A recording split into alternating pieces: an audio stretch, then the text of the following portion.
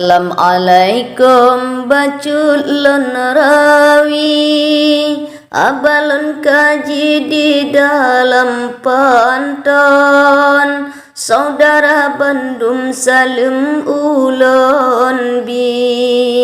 ayah dan ummi Bandung marakan lon baculun pegah ba ummi lon pemeri uram ngan ujong pilih pemimpin yang na pribadi behan meriri kata jadukong bengkatan galangan pengsi tali dan dengan janji jibi ijatrong bembanji bayu sabaglah kupi taglangan gaki langsung tadukong tak cam-cam dilebih hati-hati cita meturi dilebih langsung Abah dengan buat bejen kedali adakan wali kajeta sanjong menurut ulan pribadi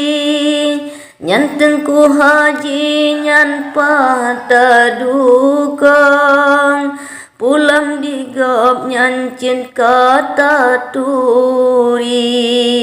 Bandung nadali tanya getulong ke orang susah getemperati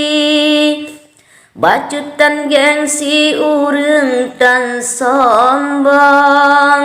menya urang jrocitkan medali sabe Allah bi tempat melindung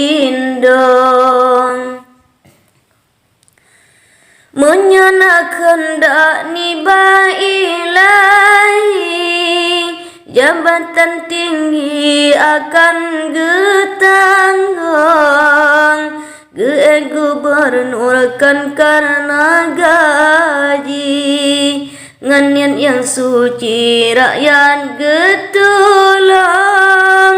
neingat began abingan umi nyantengku haji wajib tadukong nebuka mata bener sadari beta tem caci ke urang tulong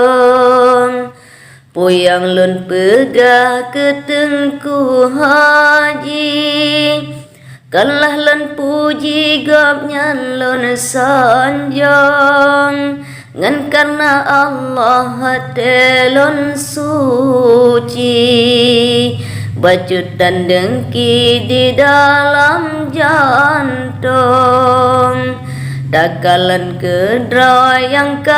terbukti citengku haji yang natem tulong kepudum lain jabatan tinggi ada legaji hanji tem tulong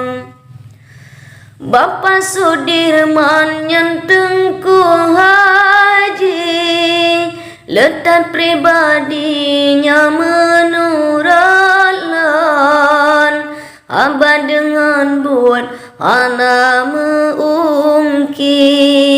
getemperati kau tangan gampang ayat Tuhanku Allahu Rabbi